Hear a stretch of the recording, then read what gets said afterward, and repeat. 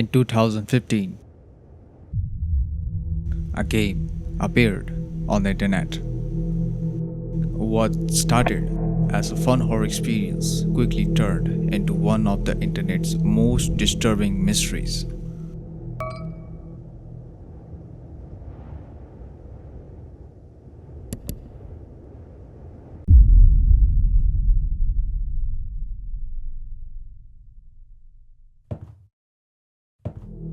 As you start playing the game, you find yourself walking through endless, low-quality corridors with no enemies, no goals, only with a sound design that feels wrong.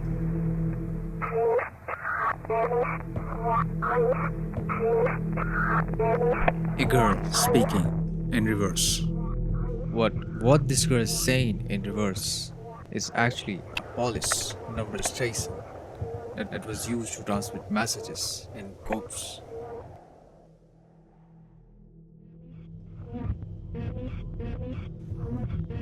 As you move through the corridor, something changes. Just for a split second, an image appears and vanishes as quickly. The vanishing image of the man surrounded by hordes is of friend Joseph, the ninth prince of Tron and Texas, who according to some research simply had a passion for haunting. While this figure does not seem to play a particularly important role in the game's narrative, the other image, on the other hand, is far more intriguing choice.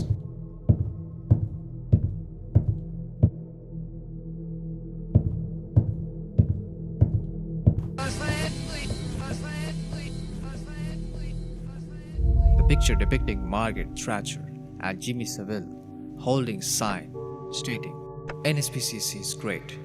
The NSPCC is the National Society for the Prevention of Cruelty Against Children. Jimmy Savile was a famous BBC host known for his shows like Top of the Pops and Jimmy Will Fix It. In 1990, he was even nicknamed by Prime Minister Margaret Thatcher. People praised his name as a hero. He donated millions of pounds to children's hospitals and won many prestigious awards for his selfless actions. Savile's name was embellished across hospitals throughout the UK, and even streets were named after him. Just a year after his death, in 2012, a much darker truth was revealed. Jimmy Savile was found to have committed more than 400 acts of sexual abuse, many of them against children, making him one of the most prolific sex offenders the UK has ever seen. Who's your best pal, tell me? I'm not telling you. No, Desmond. He's not.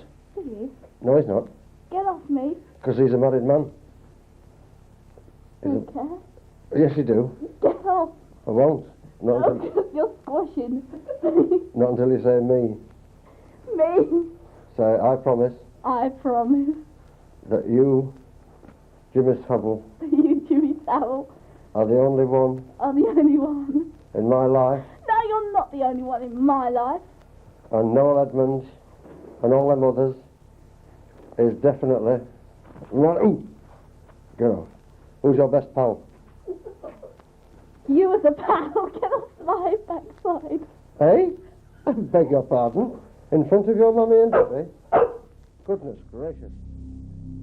He used his connections and influence to abuse children, targeting his main victims in the very hospital he was funding. This image serves a clear indication of child exploitation, as well as how the elite concealed their victims behind the facade of charity work.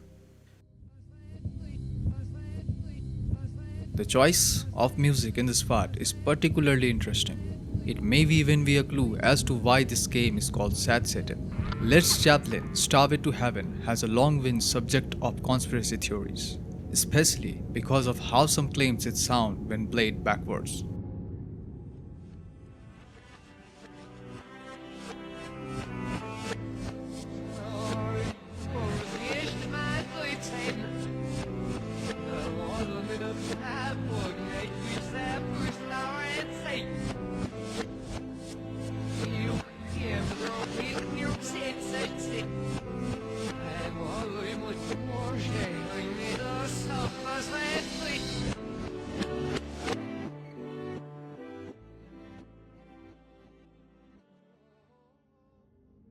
It's not over yet.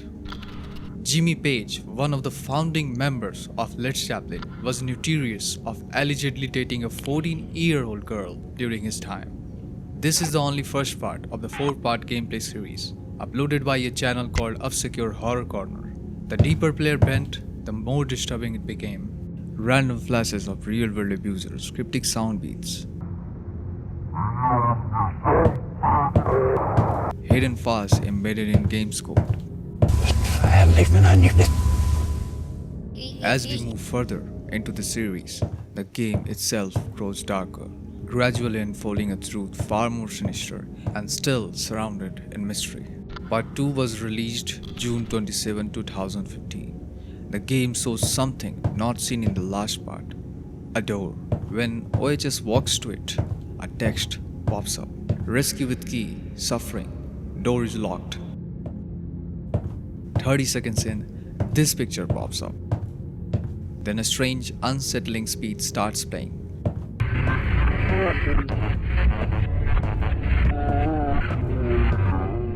Then a picture of JFK, moments before his assassination, flicks into the screen. After wandering through eerie, empty corridors of the map, he eventually finds himself back at the door, but this time it opens. As he steps through, a disturbing image of Batman appears on the screen, followed by the reversed Led Zeppelin track. After this, something very unsettling happens. A little girl appears, not just an image, but an actual in-game asset. Her face is horribly disfigured, covered in the blood from open wounds across her head. Then suddenly something strange occurs.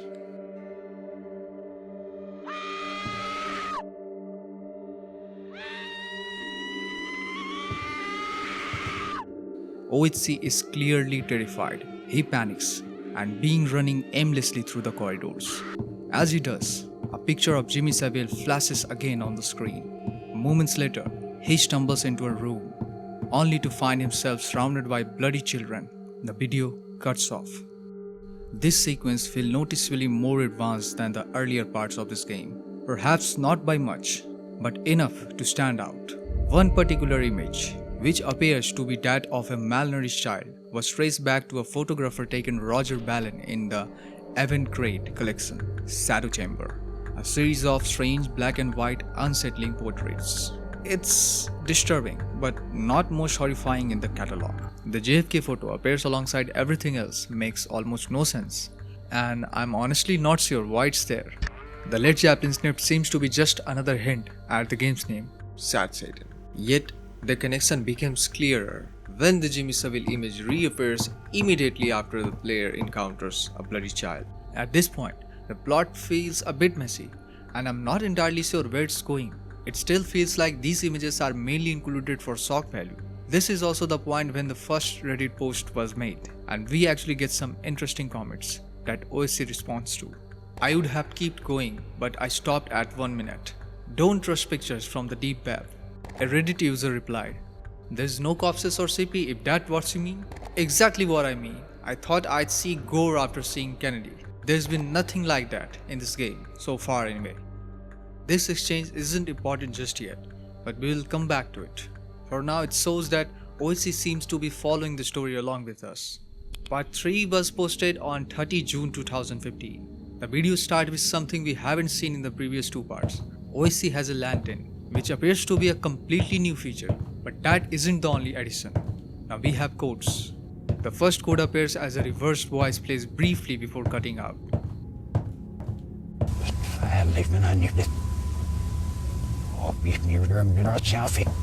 After this, we hear what seems as a pitched down recording of a speech by Charles Manson, the infamous cult leader and serial killer. Where there's no TV, there's no radio. Over time, more and more codes show up.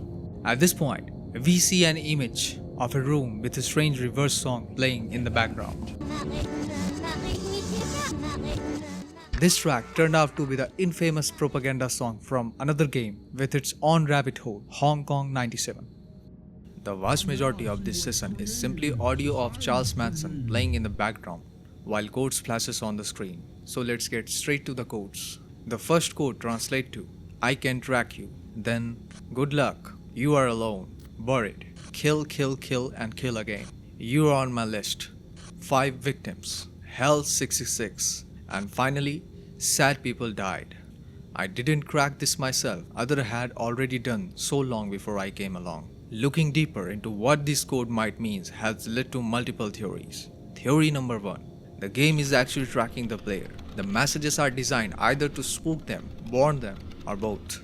This theory suggests that there may have been something hidden beneath the game's file that was watching the player. However, in terms of gameplay, there is nothing concrete to support the outside of the random teleportation that occurs within the maze. Theory number 2. The codes may be linked to an infamous satanic cult, the Satanicist of Astray Close, a British cult that operates in Wales. It reportedly had 5 members and was a notorious child trafficking ring. This theory fits thematically with of the image seen in the earlier parts of the game. But honestly, I'm not convinced. Something about this game still doesn't add up. So let's dive deeper. On July 1st, 2015, something new appeared. An article published by Kotaku. It opened with these words. In the deep corner of the internet, a video game is said to exist. It's called Sad Satan, and it's a horror game unlike any other I have come across. Sad Satan cannot be bought at GameStop, nor can it be downloaded digitally via traditional storefronts like Steam. It allegedly can be downloaded by the tools that can access the hidden depths of the internet. The article contains a wealth of information about how Obscure Horror Corner came across the game, as well as their experiences within it. We won't cover the entire piece here, since much of it is the writer's own speculation. But we will focus on the interview with Jimmy, the man behind Obscure Horror Corner, and the anonymous subscriber who first sent him the game. Jimmy explained, I don't use the deep web very often, but about a month ago, a subscriber sent me a link and said they had found something creepy. They knew I'd be interested, and of course I was. I ran a quick safety check on the file just to make sure it was clean, and everything seemed fine, so I went ahead with it. What Jimmy discovered, he described as creepy and strangely energetic. Thankfully, Jimmy documented his entire playthrough of the game. He also claimed that an additional file came packaged with it, something that disturbed him so much that he eventually deleted the game from his computer. He explained, it started to get a bit strange.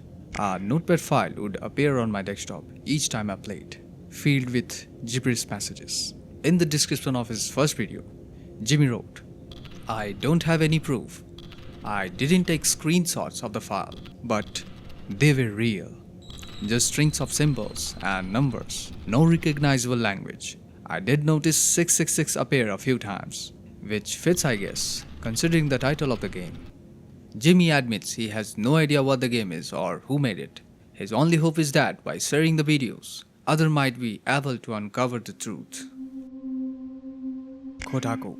I spoke to the subscriber who supposedly sent Jimmy the game in the first place. He wished to remain anonymous. Anonymous subscriber. I first found about the game on the Deep Web forum. He claimed it was an all-purpose site. You could find all the usual things there. Tech help, reviews, fitness discussions, things like that. Plus some original content. According to him, it was rare for games to appear on that forum. That was the first time I had ever seen a game posted on the site.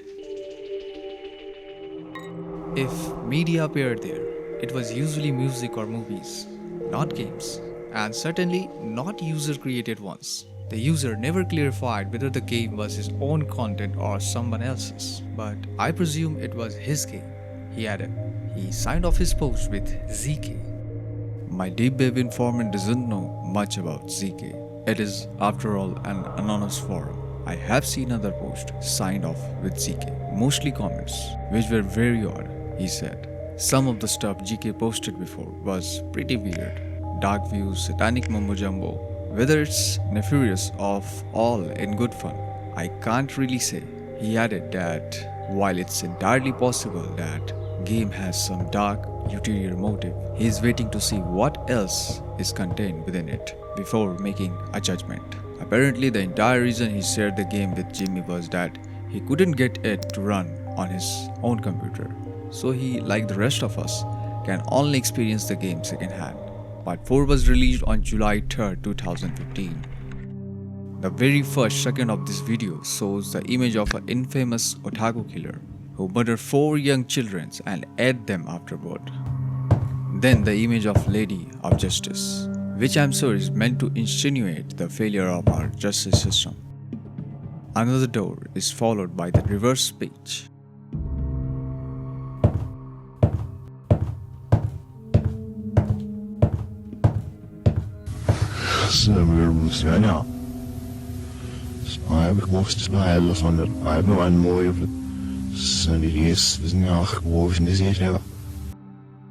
Another door is followed by the text, "Stop doing this." Instead of voice, now a man walks out of the door and runs into a part of the map we have never seen before, an open area that seems to be outside. Getting himself stuck, he runs around, finding multiple doors, but only one opens. Another room type we haven't seen, a pink room. Once inside, the image of Jimmy Savile and Margaret Thatcher appear again. He leaves and goes to one of the other doors, which is now unlocked. Once he enters, the next, everyone is ready for the party, appears in another new room type, a slim hallway with an opening leading to an endless void.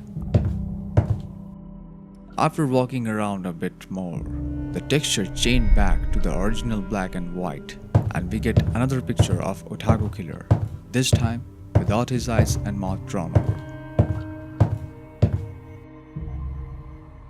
Afterward, he leaves another message and then an image we haven't seen before, an image of the Australian container and convicted child abuser Rolf Harris. He then runs into a little girl again. This time, she is in every corner of the room. He sees another picture of Rolf Harris and yet another room type we haven't not come across, a red room with reverse crying and unreadable message on the wall.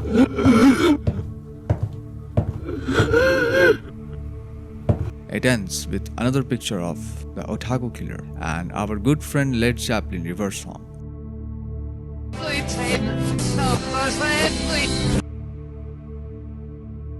If you couldn't tell by now, the game is about child trafficking and those who have hurt children. Almost everything in this game has been added either to establish that premise or to spook you. But even then, some of what is shown doesn't make any sense. Whatever it is, who actually made this, Jimmy himself or someone else, and what was its purpose, is still a mystery.